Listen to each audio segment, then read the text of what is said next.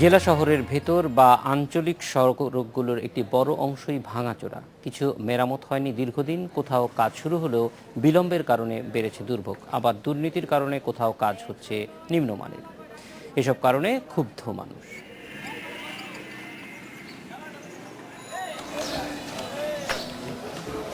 কিশোরগঞ্জ শহরের প্রধান সড়ক এটি। সংস্কার শুরু হয়েছে গত মার্চে, তবে কাজ শেষ হবে কবে জানা নেই কারো। শহরের একাধিক এলাকাতেই চলছে সড়ক সংস্কারের কাজ।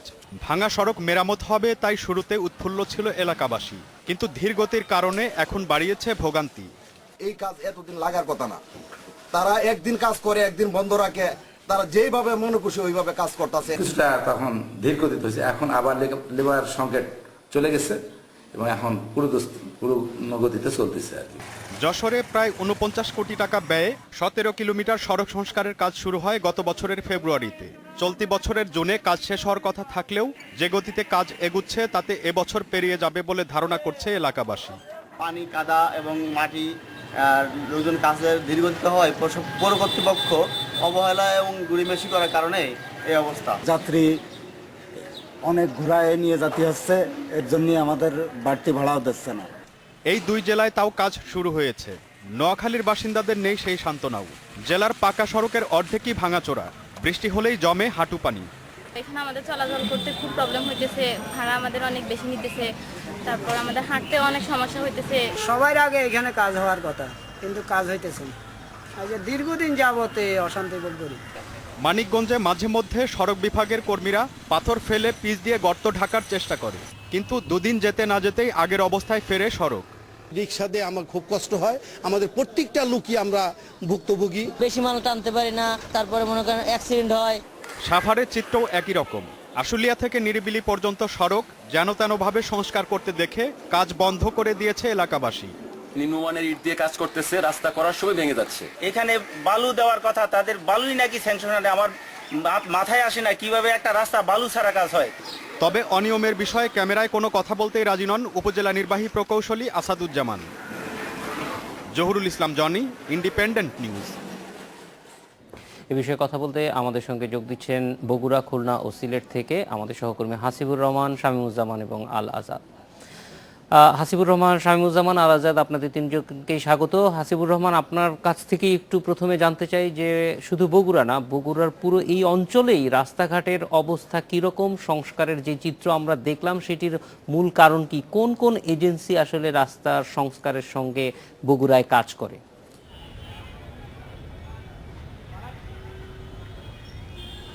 জাহিদ ভাই, বগুড়ায় শুধু নয়, সারা দেশের মতো কিন্তু বগুড়াতেও স্থানীয় সরকার মন্ত্রণালয়ের যেটা আছে এনজিইডি, তারা করছে সড়ক ও জনপথ, এবং কোনো কোনো জায়গায় কিন্তু আবার পৌরসভা নিজেই করছে। আমি যে রাস্তাটাতে দাঁড়িয়ে আছি এটা কিন্তু বগুড়া শহরের ঠিক কেন্দ্রস্থলের কাছাকাছি একটা রাস্তা। অর্থ সংকটের কারণে গত 10 বছর এই রাস্তার কোনো সংস্কার কাজ হয়নি। এইবারই বিশ্ব ব্যাংকের সহায়তায় একটু করে কাজ শুরু হয়েছে। তবুও বগুড়া পৌরসভার যিনি মেয়র, তিনি আমাকে যেটা জানিয়েছেন যে তার এখন শহরের মধ্যে 100 কিলোমিটার রাস্তা সংস্কার করা দরকার, সেখানে তিনি মাত্র 10 কিলোমিটার রাস্তা সংস্কারের কাজ হাতে নিতে পেরেছেন। অর্থের অভাবে বাকিটা কবে শুরু করতে পারবেন তার কোনো নিশ্চয়তা নেই। অন্যদিকে আমি সড়ক ও জনপথ বিভাগের যিনি এখানে বিভাগীয় প্রকৌশলী বা নির্বাহী প্রকৌশলী আছেন, তিনি আমাকে যিনি জানিয়েছেন যে 20 কিলোমিটার সড়ক যদি ঠিক না করা যায় তাহলে বগুড়া জেলা সদরের সাথে আদমদিঘি, তারপর কাহালু সহ কয়েকটি উপজেলার যোগাযোগ কিন্তু আগামী বর্ষায় মারাত্মকভাবে ব্যাহত হতে পারে এটা, এবং এই বিষয়ে তারা স্থানীয় সরকার তার মন্ত্রণালয়ে লিখেছেন। আরেকটা যেটা বলেছেন, স্থানীয় সরকার মন্ত্রণালয় অবশ্য বেশ কিছুটা এগিয়ে আছে এক্ষেত্রে। বগুড়ায় 185 কিলোমিটার রাস্তায় স্থানীয় সরকার মন্ত্রণালয়ের অধীনে স্থানীয় সরকার প্রকৌশল অধিদপ্তর করেছে, এটা 23 কোটি টাকা ব্যয় হয়েছে। কিন্তু আরও 220 কিলোমিটার সড়ক যদি বর্ষার আগে কাজ শুরু না করা যায় তাহলে গ্রামীণ জনপদে কিন্তু যোগাযোগ বেশ কঠিন হয়ে পড়বে বলে তারা আমাদেরকে জানিয়েছেন। আর সব মিলিয়ে বগুড়ার উপর দিয়েই কিন্তু উত্তরবঙ্গের অনেকগুলো জেলার যোগাযোগ আছে, সেই সড়কগুলোর কাজ কিন্তু ইতিমধ্যে শুরু হয়েছে, কিন্তু যা দরকার ঠিক অতটা করতে পারেনি। বগুড়া এবং এর আশেপাশের মহাসড়কেই কিছুটা কাজ চলছে বলে আমি দেখেছি। জাহিদ ভাই। হাসিবুর রহমান, আমরা আবার আপনার কাছে ফিরে আসবো। শামীমুজ্জামান আছেন খুলনায়, একটু তার কাছে যাব। শামীমুজ্জামান, খুলনা সিটি কর্পোরেশন এলাকা এবং আঞ্চলিক যে সংযোগগুলি আছে, সংযোগ সড়ক অঞ্চলগুলির সঙ্গে, যেগুলি আপনার গ্রামাঞ্চলের সঙ্গে, এই দুটো সড়কের মধ্যে কোনগুলোর পরিস্থিতি কেমন? শহর এবং গ্রামের চিত্রটা আপনার কাছ থেকে জানতে চাই।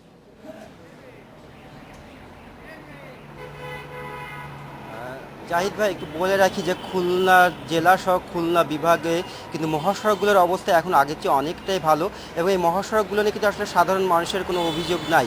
তবে মহাসড়কের বাইরে খুলনা জেলা কিংবা খুলনা বিভাগের যে জেলাগুলো যে লিঙ্ক রোড আছে, সেই লিঙ্ক রোডগুলোর আসলে বেহাল দশা আছে। আমরা কথা বলেছিলাম সড়ক ও জনপথ বিভাগে, তারা যেটা জানিয়েছেন যে খুলনা বিভাগে কিন্তু মোট 337 কিলোমিটারের আসলে রাস্তা তারা অধিকতর ঝুঁকিপূর্ণ হিসেবে তারা চিহ্নিত করেছেন। তবে এই যে রাস্তা 337 কিলোমিটার যে রাস্তা, সেই 37 কিলোমিটার রাস্তা সংস্কারে কিন্তু উদ্যোগ নেওয়া হয়েছে। তো তারা আমাদেরকে যেটা জানিয়েছেন যে ইতিমধ্যেই কিন্তু 100 কোটি টাকার একটি প্রকল্প হাতে নেওয়া হয়েছে এবং 100 কোটি টাকা কিন্তু অনুমোদন হয়েছে, এবং এই টাকা পাওয়ার সাথে সাথে অর্থাৎ আগামী জুন জুলাই মাসে কিন্তু রাস্তা সংস্কারের কাজ শুরু হবে। তো রাস্তা যদি সংস্কারের কাজ শুরু হবে জুন মাসে এবং শেষ হবে কিন্তু 2017 সাল এবং 2000 চলতি বছর যেটা আছে 2015 সালের শেষ নাগাদ কিছু কাজও শেষ হবে। তো এই কাজগুলো যদি শেষ হয়, সেই সময় কিন্তু সড়কের যে সমস্যাটাগুলো আছে, যে জনদুর্ভোগ যেটা আছে, সেটা কমে যাবে। তো জাহিদ ভাই। জি, শামীমুজ্জামান, আপনিও আমাদের সঙ্গে থাকুন। আমরা একটু সিলেটের অবস্থাটা জেনে আসবো। আল আজাদ আছেন সিলেটে। আল আজাদ, আমরা কয়েকদিন আগে পরিকল্পনা মন্ত্রীও বলছিলেন যে রাস্তা নির্মাণের যে মান, সেই মানটা গ্রহণযোগ্য না। রাস্তায় যে বরাদ্দ দেয়া হয় সেই অনুযায়ী মানসম্মত পণ্য দিয়ে রাস্তা তৈরি হয় না। আপনারা এই সড়কগুলি সিলেটের যেটা সিটি কর্পোরেশন অথবা গ্রামাঞ্চলে যে সড়কগুলি হচ্ছে, সেইখানকার সড়কের নির্মাণের মান, নির্মাণ সামগ্রী, সেগুলি কেমন দেখছেন এবং সেগুলি নিয়ে মানুষের কোনো অভিযোগ আছে কিনা?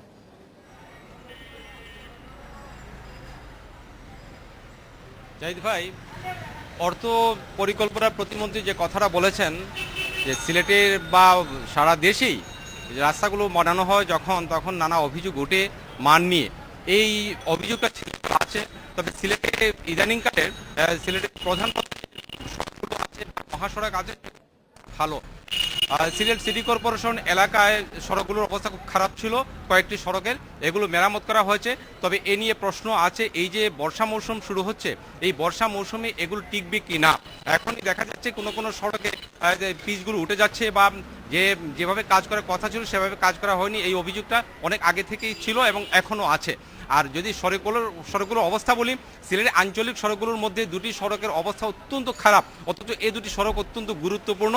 একটু যে সিলেট থেকে ভোলাগঞ্জ পর্যন্ত, আর একটু যে সিলেট থেকে জাফলং পর্যন্ত, এই দুটি সড়ক দিয়ে সারা দেশে ভোলাগঞ্জ এবং জাফলং কোয়ারি থেকে পাথর সরবরাহ হয়ে থাকে। অথচ এই দুটি রাস্তার সড়কের অবস্থা এতই খারাপ যে মাঝে মধ্যে এলাকার মানুষ ওই দুটি রাস্তায় ধান রোপণ করে প্রতিবাদ জানান। এই দুটি রাস্তার মধ্যে সিলেট ভোলাগঞ্জ যে সড়কটি আছে, সেই সড়ক সংস্কারের জন্য 441 কোটি টাকা বরাদ্দ করা হয়েছে, কিন্তু সিলেট জাফলং সড়কের যে কিছু অংশের অবস্থা এত খারাপ যে সেখানে কোনো বরাদ্দের খবর আমরা পাইনি। আর আরও যে আঞ্চলিক সড়কগুলো আছে, যেটা ইলু ভাই বললেন যে এলজিডি করে থাকে, আমি এলজিডির সাথে কথা বলেছি, এলজিডিও বলেছে যে তাদের অনেকগুলো সড়কের অবস্থা খুবই খারাপ। আর তারা এবছর প্রায় 16 কোটি টাকার কাজ করিয়েছে, আগামী বছর এর থেকে আরও বরাদ্দ বাড়বে।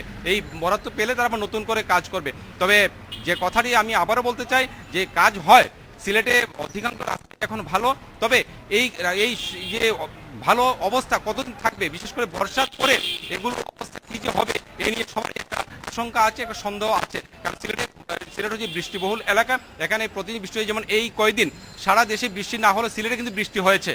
এই বৃষ্টিতে সিলেটের সড়কগুলোর অবস্থা খুবই কাহিল হয়ে যায় এবং বর্ষার পরে এই সড়কগুলোতে আবারও সংস্কারের প্রয়োজন হতে পারে মানের কারণে। শামীমুজ্জামান, হাসিবুর রহমান, আপনাদের তিনজনকে অনেক ধন্যবাদ আমাদের সঙ্গে যোগ দেওয়ার জন্য।